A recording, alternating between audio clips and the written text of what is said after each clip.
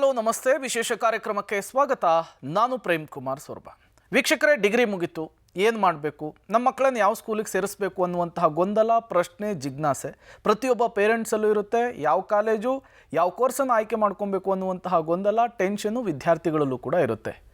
Degree ಮುಗಿತು, ನಾನು MBA ಮಾಡಬೇಕು, MCA ಮಾಡಬೇಕು ಅನ್ನುವಂತಹ ಆಸೆ ಇರುತ್ತೆ. ಬಟ್ ಆಯ್ಕೆಯನ್ನು ಯಾವ ಕಾಲೇಜನ್ನು ಆಯ್ಕೆ ಮಾಡ್ಕೊಬೇಕು ಅನ್ನುವಂತಹ ಪ್ರಶ್ನೆ ಇದ್ದೇ ಇರುತ್ತೆ. ಅದೆಲ್ಲದಕ್ಕೂ ಕೂಡ ಒಂದೇ ಸೊಲ್ಯೂಷನ್ನು, ಆಚಾರ್ಯ ಬೆಂಗಳೂರು ಬಿ ಸ್ಕೂಲ್. ಹಾಗಾದರೆ ಈ ಕಾಲೇಜಿನಲ್ಲಿರುವಂತಹ ವಿಶೇಷತೆ ಏನು, ಇದು ಮಕ್ಕಳ ಶೈಕ್ಷಣಿಕ ಅಭಿವೃದ್ಧಿಗೆ ಯಾವ ರೀತಿ ಹೆಲ್ಪ್ ಮಾಡುತ್ತೆ, ಎಲ್ಲದರ ಬಗ್ಗೆ ತಿಳಿಸ್ಕೊಡೋದಕ್ಕೆ ಕಾಲೇಜಿನ ಇಬ್ಬರು ವಿಶೇಷ ಅತಿಥಿಗಳು ನಮ್ಮ ಕಾರ್ಯಕ್ರಮದಲ್ಲಿದ್ದಾರೆ. ಅವರನ್ನು ಕಾರ್ಯಕ್ರಮಕ್ಕೆ ವೆಲ್ಕಮ್ ಮಾಡ್ಕೊಳ್ತೀನಿ. ಮೊದಲನೇದಾಗಿ ಡಾಕ್ಟರ್ HR ವೆಂಕಟೇಶ್, ನಿರ್ದೇಶಕರು, MBA ಡಿಪಾರ್ಟ್ಮೆಂಟ್. ಸರ್, ಕಾರ್ಯಕ್ರಮಕ್ಕೆ ಸ್ವಾಗತ. ಸಂತೋಷ. ಜೊತೆಗೆ Jeevaratna, professor, MBA department. Madam, ತಮಗೂ ಕೂಡ ಕಾರ್ಯಕ್ರಮಕ್ಕೆ ಸ್ವಾಗತ. ಸರ್, ಮೊದಲನೇದಾಗಿ ವಿದ್ಯಾರ್ಥಿಗಳು MBAಗೆ ಜಾಯ್ನ್ ಆಗಬೇಕು ಅಂದರೆ ನಾನಾ ರೀತಿಯ ಪ್ರಶ್ನೆಗಳು ಇದ್ದೇ ಇರುತ್ತೆ. ಇದರಿಂದ ನಮಗೆ ಯಾವ ರೀತಿಯ ಬೆನಿಫಿಟ್ ಇರುತ್ತೋ ಅಂತಲೂ ಕೂಡ ಅವ್ರು ನೋಡ್ತಾ ಇರ್ತಾರೆ. ಹೌದು. MBA ಸಂದರ್ಭದಲ್ಲಿ ಕಾಲೇಜನ್ನು ಆಯ್ಕೆ ಮಾಡ್ಕೊಳ್ಬೇಕಾದಂತಹ ಸಂದರ್ಭದಲ್ಲಿ ಪೇರೆಂಟ್ಸು ಮತ್ತು ವಿದ್ಯಾರ್ಥಿಗಳು ಏನನ್ನು ನೋಡಬೇಕು ಅಂತ? MBA ಕಾಲೇಜನ್ನು ಚೂಸ್ ಮಾಡ್ಕೊಳ್ಳುವಾಗ ಬಹಳ ಮುಖ್ಯವಾಗಿ 3 ಅಂಶಗಳನ್ನ ನೋಡಬೇಕಾಗುತ್ತೆ. ಹೌದು.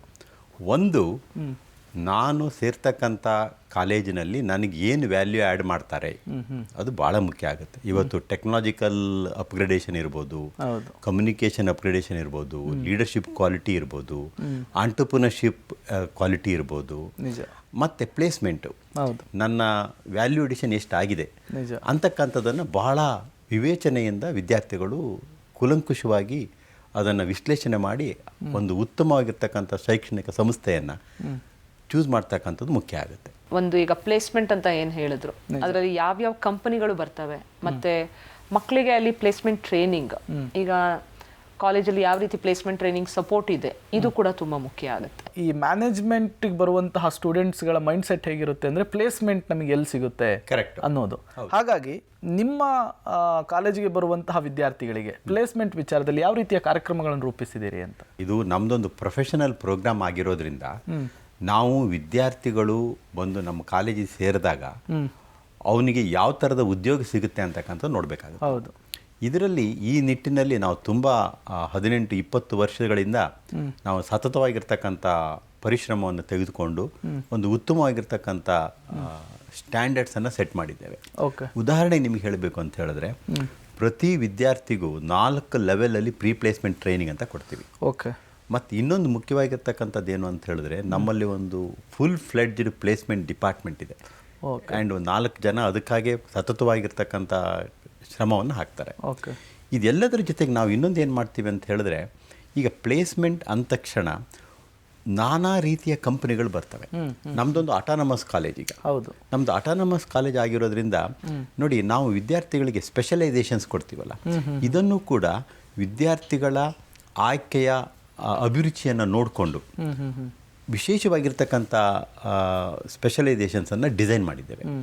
ನೋಡಿ, ನಾವು ಮೊದಲು ಬರೀ MBA ಅಂತ ನಡೆಸ್ತಾ ಇದ್ವಿ. ಹೌದು. ಅದ್ರ ಜೊತೆಗೆ ಈಗ MBA ಬಿಸ್ನೆಸ್ ಅನಾಲಿಟಿಕ್ಸ್ ಅಂತ ನಡೆಸ್ತೀವಿ. ಇವತ್ತು ನಿಮಗೆ ಗೊತ್ತಿರಬೇಕು, data is the king which is ruling the world. ಇವತ್ತು ಅನಾಲಿಟಿಕ್ಸ್ ಅಂತಕ್ಕಂಥದ್ದು AI ಇರ್ಬೋದು, ಮೆಷಿನ್ ಲರ್ನಿಂಗ್ ಇರ್ಬೋದು, IoT ಇರ್ಬೋದು, ಪೈಥಾನ್ ಇರ್ಬೋದು, ಅಂದರೆ R ಪ್ರೋಗ್ರಾಮಿಂಗ್ ಇರ್ಬೋದು, ಇಂಥದ್ದೆಲ್ಲ ಒಟ್ಟಾರೆಯಾಗಿ ಒಂದು ಹೊಸ ಪ್ರೋಗ್ರಾಮನ್ನು ಡಿಸೈನ್ ಮಾಡಿದ್ದೇವೆ. ಅಂದರೆ ವಿದ್ಯಾರ್ಥಿಗಳಿಗೆ ಅಂಥ ಅವಕಾಶಗಳು ತುಂಬ ಸಿಗ್ತಾ ಇದ್ದಾವೆ ಈಗ. Very few institutions, few universities offer that. ಇದ್ರ ಜೊತೆಗೆ MBAಲ್ಲೂ ಕೂಡ ನಾವು ವಿಭಿನ್ನವಾಗಿರ್ತಕ್ಕಂಥ ಸ್ಪೆಷಲೈಸೇಷನ್ಸ್ ಇಟ್ಟಿದ್ದೇವೆ. ಜನರಲಿ ಹೆಚ್ಚಿನ ಕಾಲೇಜುಗಳಲ್ಲಿ ಏನಿರ್ತದೆ ಅಂತ ಹೇಳಿದ್ರೆ, ಮಾರ್ಕೆಟಿಂಗು, HR, ಫೈನಾನ್ಸು ಅಂತ ಇರ್ತದೆ. ನಾವು ಈ ಒಂದು ಸುಸಜ್ಜಿತವಾಗಿರ್ತಕ್ಕಂಥ ಲ್ಯಾಬೊರೇಟರಿಯನ್ನು ಎಸ್ಟಾಬ್ಲಿಷ್ ಮಾಡಿಬಿಟ್ಟು ಜನರಲ್ MBA ಅವರಿಗೂ ಬಿಸ್ನೆಸ್ ಅನಾಲಿಟಿಕ್ಸ್ ಕೊಡ್ತೇವೆ, ಜನರಲ್ MBA ಅವರಿಗೆ ಸಪ್ಲೈ ಚೈನ್ ಸ್ಪೆಷಲೈಸೇಷನ್ ಕೊಡ್ತೇವೆ, ಸಿಸ್ಟಮ್ಸಲ್ಲಿ ಸ್ಪೆಷಲೈಸೇಷನ್ಸ್ ಕೊಡ್ತೇವೆ, ಮತ್ತು ಹೆಲ್ತ್ ಕೇರಲ್ಲಿ ಸ್ಪೆಷಲೈಸೇಷನ್ಸ್ ಕೊಡ್ತೇವೆ, ಆಪರೇಷನ್ಸಲ್ಲಿ ಸ್ಪೆಷಲೈಸೇಷನ್ ಕೊಡ್ತೀವಿ.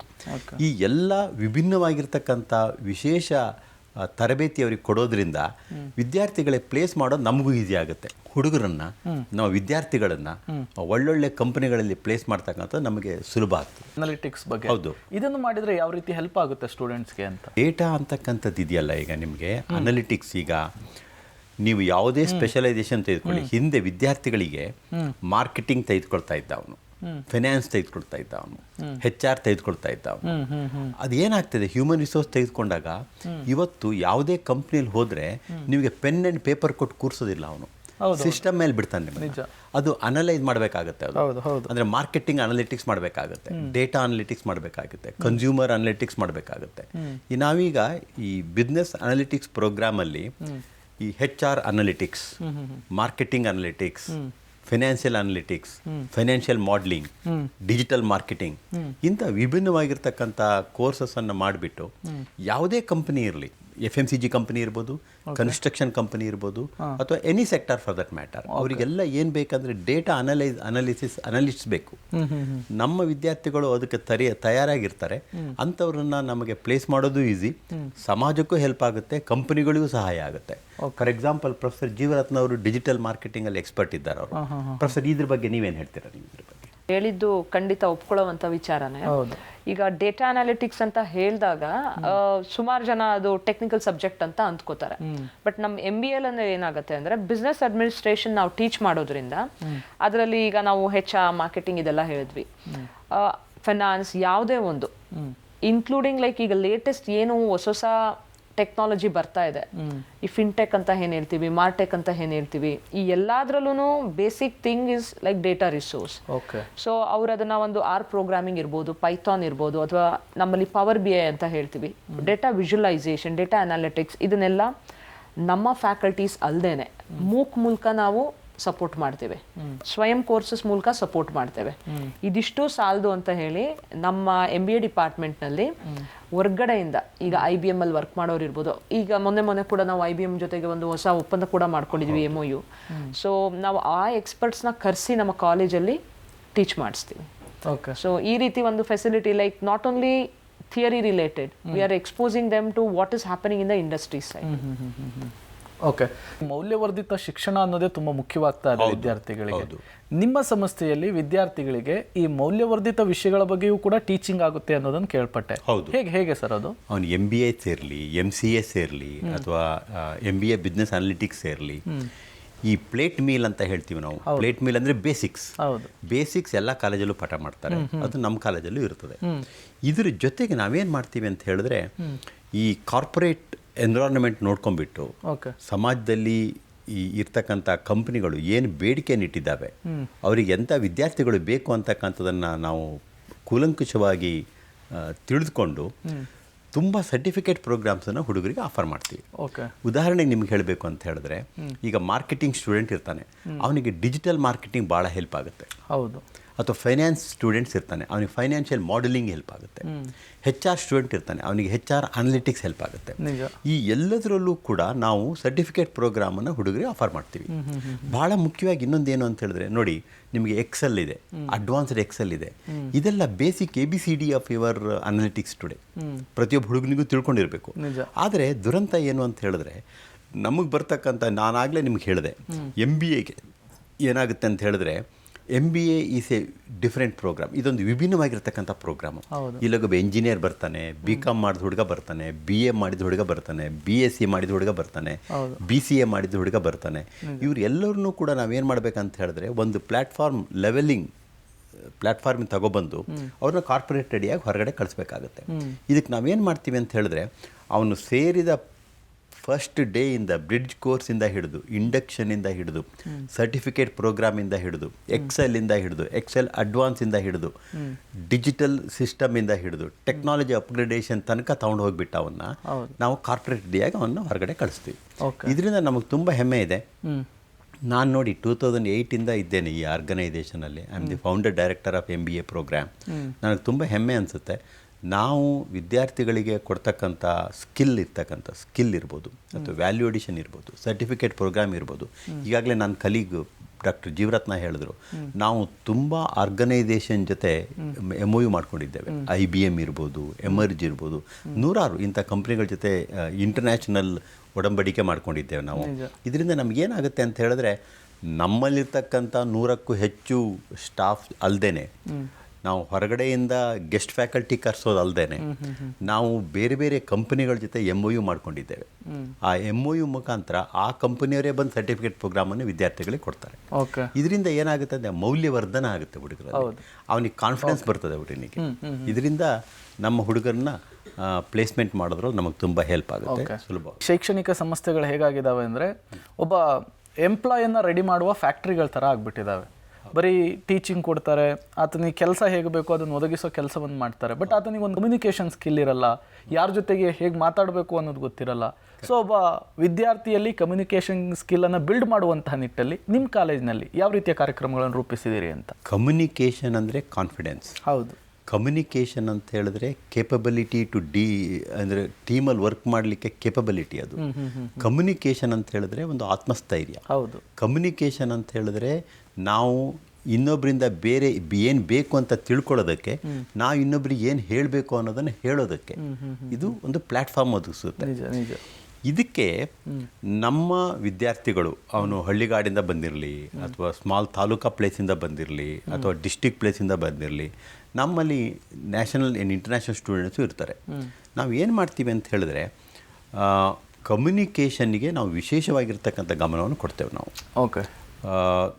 ಈಗ ಉದಾಹರಣೆಗೆ ನಿಮ್ಗೆ ಹೇಳಬೇಕು ನಾನು ಅಂತ ಹೇಳಿದ್ರೆ, ನಮ್ಮಲ್ಲಿ ಟೋಸ್ಟ್ ಮಾಸ್ಟರ್ಸ್ ಇಂಟರ್ನ್ಯಾಷನಲ್ ಅಂತಿದೆ. ಟೋಸ್ಟ್ ಮಾಸ್ಟರ್ ಇಂಟರ್ನ್ಯಾಷನಲ್ ಏನು ಅಂತ ಹೇಳಿದ್ರೆ ಇದೊಂದು ಇಂಟರ್ನ್ಯಾಷನಲ್ ಆರ್ಗನೈಸೇಷನ್. ಇದು ABBS ಟೋಸ್ಟ್ ಮಾಸ್ಟರ್, ನೀವು ಬೇಕಾದ್ರೆ ಗೂಗಲ್ ಮಾಡಿ ನೋಡಿ. ಮತ್ತೆ ನಾವು ತುಂಬ ಒಳ್ಳೆಯ ಕಾರ್ಯವನ್ನು ಮಾಡಿದ್ದೇವೆ ನಾವು. ಇದು ಹುಡುಗರಿಗೆ ಕಮ್ಯುನಿಕೇಷನ್ ಜೊತೆಗೆ ಲೀಡರ್ಶಿಪ್ ಕ್ವಾಲಿಟಿನ ಕಳಿಸುತ್ತೆ. ಓಕೆ. ಇದ್ರ ಜೊತೆಗೆ ನನ್ನ ಕಲೀಗಿಲ್ಲಿ ಕೂತಿದ್ದಾರೆ, ನಾನು ಹೆಮ್ಮೆಯಿಂದ ಅವ್ರನ್ನ ಪರಿಚಯ ಮಾಡಿಕೊಡ್ತೇನೆ. ಅವರು ಡಾಕ್ಟರ್ ಜೀವರತ್ನ ಅವರು ಟೆಡೆಕ್ಸ್ ABBS ಅಂತ ಮಾಡ್ತಾರೆ. ಓಕೆ. ಈ ಟೆಡೆಕ್ಸ್ ABBS ಟೆಡ್ ಟಾಕ್ಸ್ ಅಂತ ಇದ್ದಾವೆ. ಇದು ಗ್ಲೋಬಲ್ ಟಾಕ್ಸ್. ಓಕೆ. ಅಂದರೆ ಗ್ಲೋಬಲಲ್ಲಿ ಯಾರ್ಯಾರು ಯಾವ ಫೀಲ್ಡಲ್ಲಿ ಎಕ್ಸ್ಪರ್ಟ್ ಇದ್ದಾರೋ ಅವರು ಅದೊಂದು 18 ನಿಮಿಷದ ಮಾತದು. ಅಂದರೆ ನಾವು ಟೆಡೆಕ್ಸ್ ABBS ಇದೆಯಲ್ಲ, ಇದನ್ನು ಒಂದು 7-8 ವರ್ಷದಿಂದ ಸತತವಾಗಿ ನಡೆಸ್ಕೊಂಡು ಬರ್ತಾ ಇದ್ದಾರೆ. ಇದ್ರ ಬಗ್ಗೆ ನನ್ನ ಕಲಿಗೆ ತುಂಬ ಚೆನ್ನಾಗಿ ಮಾತಾಡ್ತಾರೆ ಅವರು. Is an authority on that. ನನಗೆ ತುಂಬ ಹೆಮ್ಮೆ ಅನಿಸುತ್ತೆ. She is Indian ambassador to the world. Okay. ಟೆಡ್ನ ಅಂಬಾಸಡರು. ಅವರು ಮೊನ್ನೆ USA ಹೋಗಿ ಬಂದರು. ಅದ್ರ ಹಿಂದೆ ಇತ್ತೀಚೆಗೆ ಆಫ್ರಿಕಾಕ್ಕೆ ನೈರೋಬಿ ಹೋಗಿ ಬಂದರು ಟೆಡ್ ಮುಖಾಂತರವಾಗಿ. ನಮ್ಮ ಟೆಡೆಕ್ಸ್ ABBS ಒಂದು ವಿಶೇಷವಾಗಿರ್ತಕ್ಕಂಥ ಕಾರ್ಯಕ್ರಮದ ಮುಖಾಂತರ ಏನು ಮಾಡ್ತೀವಿ ನಾವು ಅಂತ ಹೇಳಿದ್ರೆ, ಎಕ್ಸ್ಪರ್ಟ್ಸನ್ನು ಕರೆದು ನಾವು ಆರ್ಗನೈಸ್ ಮಾಡ್ತೀವಿ. ನಮ್ಮ ಹುಡುಗರನ್ನ ಅವ್ರು ಇನ್ವಾಲ್ವ್ ಮಾಡ್ಕೊತಾರೆ. ಇದ್ರ ಬಗ್ಗೆ ತಾವು ಪ್ರೊಫೆಸರ್ ಇನ್ನೊಂದಷ್ಟು ಬೆಳಕು ಚೆಲ್ಲಬೇಕು ಅಂತ ಕೇಳ್ಕೊತೀನಿ ಪ್ರೊಫೆಸರ್ ನಾನು ನಿಮ್ಮನ್ನ. Thank you sir. ನನಗೆ ಮುಖ್ಯವಾಗಿ ಈಗ ಟೆಡೆಕ್ಸ್ ಬಗ್ಗೆ ಮಾತಾಡ್ಬೇಕಂತ ಹೇಳಿದ್ರೆ ತುಂಬಾನೇ ಖುಷಿ ಆಗುತ್ತೆ. ಯಾಕಂದ್ರೆ ಇದು ಒಂದು 8 years ಬ್ಯಾಕ್ ನಾವೇನು ಶುರು ಮಾಡಿದ್ವಿ, 2017 ಇದನ್ನ ಮೊದಲ ಪ್ರಯತ್ನ ಮಾಡಿದ್ವಿ. 2018 1 ವರ್ಷ ತಗೊಳ್ತು ನಮಗೆ ಮಾಡೋಕ್ಕೆ. ಓಕೆ. ಟೆಡೆಕ್ಸ್ ಒಂದು ಗ್ಲೋಬಲ್ ಪ್ಲಾಟ್ಫಾರ್ಮ್ ಅಂತ ಹೇಳ್ತೀವಿ. ಈಗ ಟೆಡ್ ಕಾನ್ಫರೆನ್ಸಸ್ ಬಂದು US ಅಲ್ಲಿ ನಡೆಯುತ್ತೆ. ಟೆಡೆಕ್ಸ್ ಆಲ್ ಓವರ್ ದ ವರ್ಲ್ಡ್ ನಡೆಯುತ್ತೆ. ಭಾರತದಲ್ಲಿ ಏನಿಲ್ಲ ಅಂದ್ರೂ ಒಂದು 200-300ಕ್ಕಿಂತ ಹೆಚ್ಚು ಕಾರ್ಯಕ್ರಮಗಳು ನಡೆಯುತ್ತೆ. ನಮ್ಮಲ್ಲಿ ಏನು ವಿಶೇಷತೆ ಅಂದರೆ ನಾವು ಅದನ್ನ ಒಂದು ಕನ್ಸಿಸ್ಟೆನ್ಸಿ ಅಂತ ಏನು ಹೇಳ್ತೀವಿ ಮಾಡ್ತಾ ಬಂದಿದ್ದೀವಿ. ಮತ್ತೆ ಯಾವುದೇ ರೀತಿ ಒಂದು ಪಾಪ್ಯುಲಾರಿಟಿ ಅಥವಾ ಫ್ಯಾನ್ಸಿ ಇದಕ್ಕೆ ನಾವು ಇನ್ಫ್ಲೂಯೆನ್ಸ್ ಆಗದೇನೆ ಐಡಿಯಾಸ್ ವರ್ತ್ ಸ್ಪ್ರೆಡಿಂಗ್ ಅಂತ ಹೇಳ್ತೀವಿ. ಈಗ ಯಾವುದೋ ಒಂದು ವಿಚಾರಧಾರೆ ಇರುತ್ತೆ. ಯಾರೋ ಒಬ್ರು ಈಗ ಒಬ್ರು 1000 ತಳಿ ಭತ್ತ ಬೆಳೆಯೋ ರೈತ ಇರ್ಬೋದು. ಈಗ ಕಾರ್ಪೊರೇಟ್ ಕನೆಕ್ಷನ್ ಏನಿದೆ ಅಂತ ಸರ್ ಹೇಳ್ತಾ ಇದ್ರು, ನಾವು ಬಿಸ್ನೆಸ್ ಪ್ರೋಗ್ರಾಮ್ಸ್ ಮೂಲಕ ನೀವು ಮೌಲ್ಯವರ್ಧಿತ ಕಾರ್ಯಕ್ರಮಗಳನ್ನ ಹೇಗೆ ಕೊಡ್ತೀರಾ ಅಂತ ಕೇಳಿದ್ರಿ. ಈಗ ಮಕ್ಕಳನ್ನ ನಾವು SRP ಪ್ರಾಜೆಕ್ಟ್ ಕಳ್ಸೋದಲ್ದೇನೆ ಟೋಸ್ಟ್ ಮಾಸ್ಟರ್ಸ್ ಕ್ಲಬ್ ಆಗ್ಬೋದು, ನಮ್ಮ ಟೆಡೆಕ್ಸ್ ಕ್ಲಬ್ ಆಗ್ಬೋದು, ಬೇರೆ ಬೇರೆ ಇದರಲ್ಲಿ ಇನ್ವಾಲ್ವ್ ಮಾಡ್ಕೊಂಡಾಗ ಅವ್ರಿಗೆ ಬೇರೆ ಬೇರೆ ಥರ ಎಕ್ಸ್ಪೋಜರ್ ಸಿಗುತ್ತೆ. ಸೊ ಈ ಟೆಡೆಕ್ಸ್ ಅಲ್ಲಿ ನಾವು ಸ್ಪೀಕರ್ಸ್ನ ಹುಡುಕ್ತೀವಿ, ವರ್ಷ ಪೂರ್ತಿ ಹುಡುಕ್ತೀವಿ, ರಿಸರ್ಚ್ ಮಾಡ್ತೀವಿ. ಮಕ್ಕಳು ರಿಸರ್ಚ್ ಸ್ಕಿಲ್ಸ್ ಕಲಿತಾರೆ. ಸ್ಪೀಕರ್ಸ್ ಈಗ ನಮ್ಮಲ್ಲಿ ಬರೋ ಸ್ಪೀಕರ್ಸ್ ಯಾರಿದ್ದಾರೆ ಅಂದರೆ IAS ಆಫೀಸರ್ಸ್ ಇದ್ದಾರೆ, IPS ಆಫೀಸರ್ಸ್ ಇದ್ದಾರೆ, IFS ಆಫೀಸರ್ಸ್ ಇದ್ದಾರೆ. So they know how to talk to these bureaucratical structures. And very humbly, these officers also give time to them. And we are very grateful and thankful for all those people who have come to a platform. Okay. ಅದಲ್ದೇನೆ ಒಬ್ಬ ರೈತ ಅಂತ ಹೇಳಿದೆ ನಾನು. 1000 ತಳಿ ಭತ್ತ ಬೆಳೆಯೋ ರೈತ ಇರ್ಬೋದು, ಸ್ಕ್ರೈಬಿಂಗ್ ಅಂತ ಹೇಳ್ತೀವಿ, ಇದನ್ನೆಲ್ಲ ಐಡಿಯಾಸ್ ಅಂತ ಹೇಳ್ತೀವಿ. ಒಂದು ಯುನೀಕ್ ಪ್ರೋಗ್ರಾಮ್ ನಾವೇನು ಡಿಸೈನ್ ಮಾಡಿ ಟುಗೆದರ್ಲಿ ವಾಟರ್ ಡಿಪಾರ್ಟ್ಮೆಂಟ್ ನಾವು ಇಂಪ್ಲಿಮೆಂಟ್ ಮಾಡ್ತಿದ್ವಿ, ಮಕ್ಕಳಿಗೆ ತುಂಬಾ ಉಪಯೋಗ ಆಗಿದೆ. ಸರ್, ಮುಖ್ಯವಾಗಿ ಉದ್ಯಮಶೀಲತೆ ಅನ್ನೋದು ಕೂಡ ಮ್ಯಾನೇಜ್ಮೆಂಟ್ ಸ್ಟೂಡೆಂಟ್ಸ್ಗೆ ತುಂಬ ಮುಖ್ಯವಾಗುತ್ತೆ. ಆ ನಿಟ್ಟಿನಲ್ಲಿ ಯಾವ ರೀತಿಯ ಪ್ರೋಗ್ರಾಮ್ಸ್ಗಳನ್ನು ನೀವು ರೆಡಿ ಮಾಡಿದ್ದೀರಾ ಅಂತ? ವಿಶೇಷವಾಗಿರ್ತಕ್ಕಂಥ ಕೆಲಸವನ್ನು ನಾವಿದು ಈ ಕ್ಷೇತ್ರದಲ್ಲಿ ಮಾಡಿದ್ದೇವೆ ಅಂತ ಹೇಳಲಿಕ್ಕೆ ನಮಗೆ ಹೆಮ್ಮೆ ಅನಿಸುತ್ತೆ. ನಮ್ಮಲ್ಲಿ ಡಾಕ್ಟರ್ ಪೂರ್ಣಿಮಾ ಅಂತಿದ್ದಾರೆ. ಅವರು ಆಂಟರ್ಪ್ರಿನರ್ಶಿಪ್ ಸೆಲ್ಲನ್ನು ಹೆಡ್ ಮಾಡ್ತಾರೆ. ಓಕೆ. ಇಲ್ಲಿ ಆಂಟರ್ಪ್ರಿನರ್ಶಿಪ್ ಸೆಲ್ಲು ನಮ್ಮಲ್ಲಿ IIC ಅಂತ ಬರುತ್ತೆ, ಇನ್ಸ್ಟಿಟ್ಯೂಷನ್ ಇನ್ಕ್ಯುಬೇಷನ್ ಕೌನ್ಸಿಲ್ ಅಂತ ಬರುತ್ತೆ. ಓಕೆ. ಇದು ಭಾರತ ಸರ್ಕಾರದಿಂದ ಮಾನ್ಯತೆ ಪಡೆದಿರ್ತಕ್ಕಂಥ ಒಂದು ಅಂಗಸಂಸ್ಥೆ ನಮ್ಮಲ್ಲಿದೆ. ಇದ್ರ ಮುಖಾಂತರ ಕೆಲಸ ಮಾಡ್ತೇವೆ. ನಮ್ಮ ಉದ್ದೇಶ ಏನು ಅಂತ ಹೇಳಿದ್ರೆ, ನಾವು ಇವತ್ತು ವಿದ್ಯಾರ್ಥಿಗಳನ್ನು MBA ಕೊಡಿಸಿ, MBA ಬಿಸ್ನೆಸ್ ಅನಾಲಿಟಿಕ್ಸ್ ಕೊಟ್ಟರೆ ಅಥವಾ MCA ಕೊಡಿಸಿ ಅವ್ರನ್ನ ಜಾಬ್ ಮಾರ್ಕೆಟ್ಗೆ ಕಳಿಸ್ತಕ್ಕಂಥದ್ದು ಒಂದು ಕಡೆ ಆದರೆ, ಇನ್ನೊಂದು ಕಡೆ ನಮ್ಮ ವಿದ್ಯಾರ್ಥಿಗಳು ಅವರು ಎಂಪ್ಲಾಯ್ಮೆಂಟ್ ಕ್ರಿಯೇಟರ್ಸ್, ವೆಲ್ತ್ ಕ್ರಿಯೇಟರ್ಸ್ ಆಗ್ಲಿಕ್ಕೆ ಸಾಧ್ಯವೇ ಅಂತಕ್ಕಂಥದ್ದನ್ನು ನಾವು ಒಂದು 8-10 ವರ್ಷಗಳಿಂದ ಸತತವಾಗಿ ಪ್ರಯತ್ನವನ್ನು ಮಾಡಿ ಈಗೊಂದು ಹಂತಕ್ಕೆ ಬಂದಿದ್ದೇವೆ. ಹೆಚ್ಚು ಕಡಿಮೆ ಒಂದು 5-10% ವಿದ್ಯಾರ್ಥಿಗಳು ಇವತ್ತು ಆಂಟ್ರಪ್ರನರ್ ಆಗಿ ಹೊರಹೊಮ್ತಾ ಇದ್ದಾರೆ ನಮ್ಮ ಕಾಲೇಜಿಂದ. ಇದಕ್ಕೆ ನಾವು ವಿಶೇಷವಾಗಿರ್ತಕ್ಕಂಥ ಒಂದು ತರಬೇತಿಯನ್ನು ಕೊಡ್ತೇವೆ ಅವರಿಗೆ.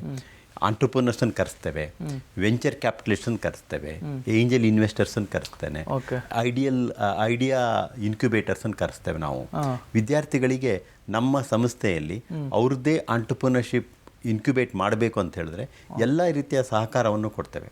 ಇದರಿಂದ ಏನಾಗುತ್ತೆ ಅಂತ ಹೇಳಿದ್ರೆ, ನಮ್ಮ ವಿದ್ಯಾರ್ಥಿಗಳು ಒಬ್ಬ ಆಂಟ್ರಪ್ರನರ್ ಆಗಿ ಹೊರಹೊಮ್ಮಲಿಕ್ಕೆ ಅನುಕೂಲ ಆಗುತ್ತೆ. ನಾವು ಬರುವ ಬ್ಯಾಚ್ಗಳಿಗೂ ಕೂಡ ಹಾಗೇನೆ ನಾವು ವಿದ್ಯಾರ್ಥಿಗಳನ್ನು, ನಮ್ಮ ಉದ್ದೇಶ ಇಷ್ಟೇ, ಒಂದು 5-10% ವಿದ್ಯಾರ್ಥಿಗಳನ್ನಾದರೂ ಒಬ್ಬ ಆಂಟ್ರಪ್ರನರ್ ಆಗಿ ಹೊರಗಡೆ ಕಳಿಸ್ಬೇಕು ಅಂತಕ್ಕಂಥದ್ದು ನಮ್ಮ ಉದ್ದೇಶ.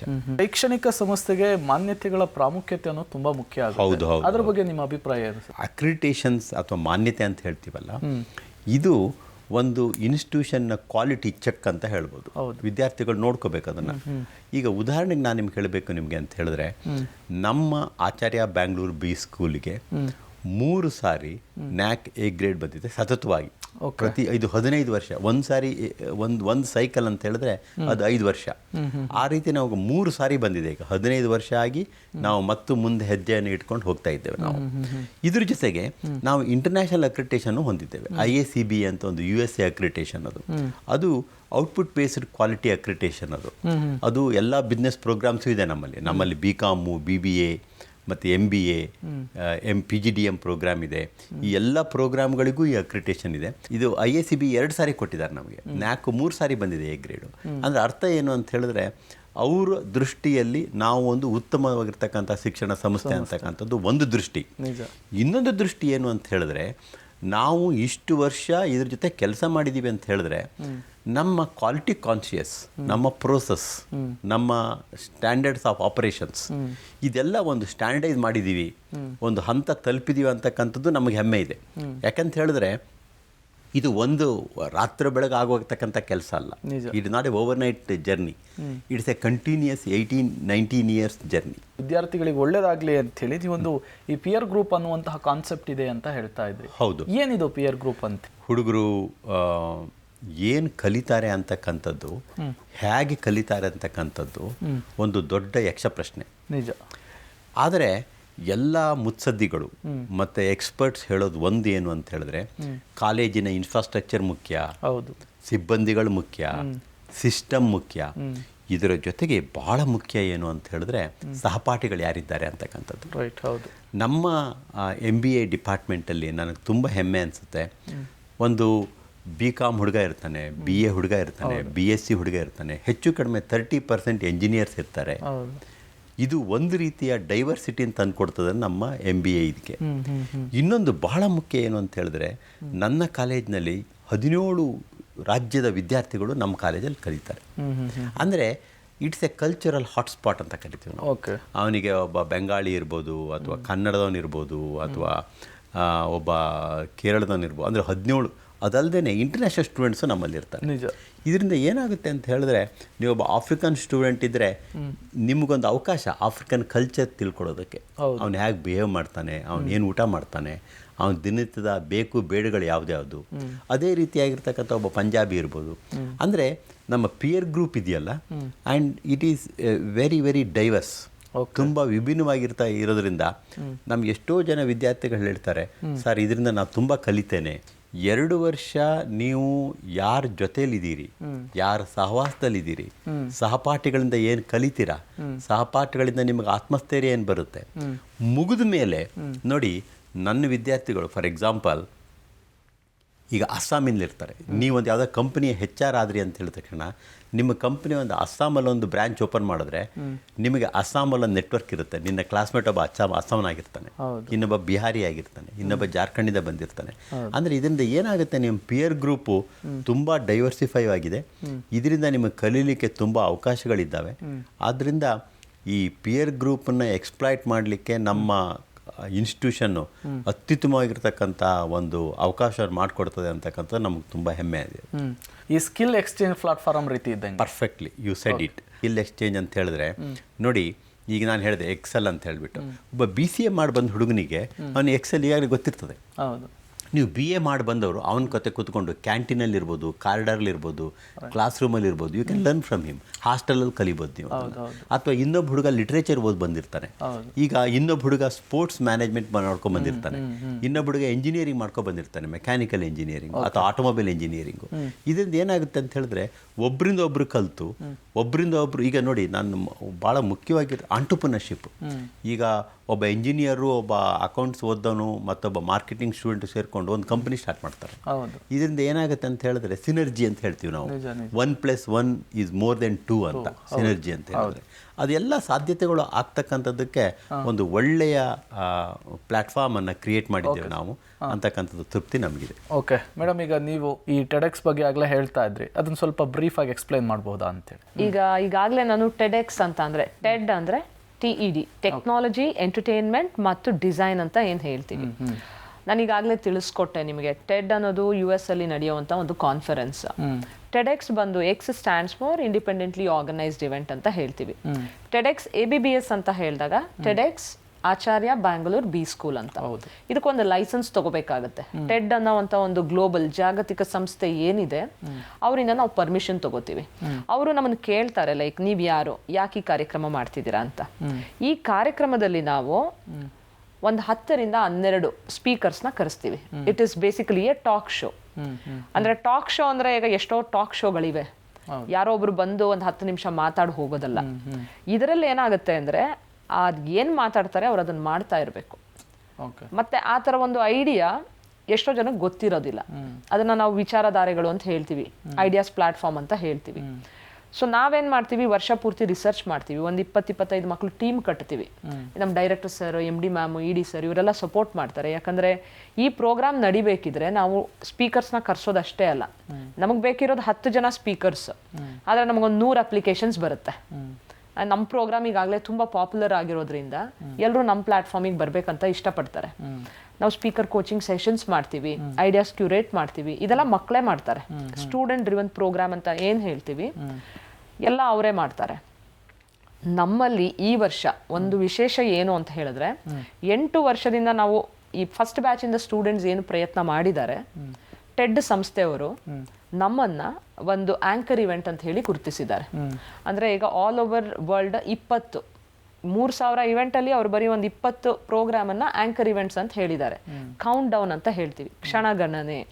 ಇದು ಏನಂದ್ರೆ ಈಗ ESG ಮತ್ತೆ CSR, ಈ ಕಂಪನಿಗಳಲ್ಲಿ ಎನ್ವಿರಾನ್ಮೆಂಟ್, ಸೋಷಿಯಲ್ ಗವರ್ನೆನ್ಸ್ ಮತ್ತೆ CSR, ಕಾರ್ಪೊರೇಟ್ ಸೋಷಿಯಲ್ ರೆಸ್ಪಾನ್ಸಿಬಿಲಿಟಿ ಅನ್ನೋ ಒಂದು ಟಾಪಿಕ್ಸ್ ತುಂಬಾ ಹೈ ಲೆವೆಲ್ ಅಲ್ಲಿ ಮಾತಾಡ್ತಾರೆ. Like net neutrality, carbon credits, climate solutions, SDGs ಅಂತ ಹೇಳಿ. ಇದು ಕಂಪನಿಯಲ್ಲಿ ನಡೆಯುವಂತ ಈ ವಿಚಾರಗಳನ್ನ ಈ ಸರ್ತಿ ನಮ್ಮ ಪ್ಲಾಟ್ಫಾರ್ಮ್ ಇಂದ ತರಬೇಕಂತ ಹೇಳಿ ಟೆಡ್ ಅವರು ನಮಗೆ ಸಪೋರ್ಟ್ ಮಾಡ್ತಾ ಇದ್ದಾರೆ. ನಮ್ಮನ್ನ ಆಂಕರ್ ಇವೆಂಟ್ ಆಗಿ ಚೂಸ್ ಮಾಡಿದ್ದಾರೆ. ಆಲ್ ಓವರ್ ವರ್ಲ್ಡ್ ಡಿಸೆಂಬರ್ವರೆಗೆ, ಈಗ ಬ್ರೆಜಿಲ್ ಇಂದ ಹಿಡಿದು, ವಿಯೆಟ್ನಾಂ ಇಂದ ಹಿಡಿದು, US ಇಂದ ಹಿಡಿದು, ಆಫ್ರಿಕಾದಲ್ಲಿ ಹಿಡಿದು ಎಲ್ಲ ಕಡೆ ಈ ಪ್ರೋಗ್ರಾಮ್ ನಡೆಯುತ್ತೆ. ಇಂಡಿಯಾದಲ್ಲಿ ಕೂಡ 2 ಕಡೆ ನಡೀತಾ ಇದೆ. ಒಂದು ನಮ್ದು ಟೆಡೆಕ್ಸ್ ABBS. ಟೆಡ್ ಅವರು ಇದಕ್ಕೆ ನಮಗೆ ಸಪೋರ್ಟ್ ಕೂಡ ಮಾಡ್ತಿದ್ದಾರೆ.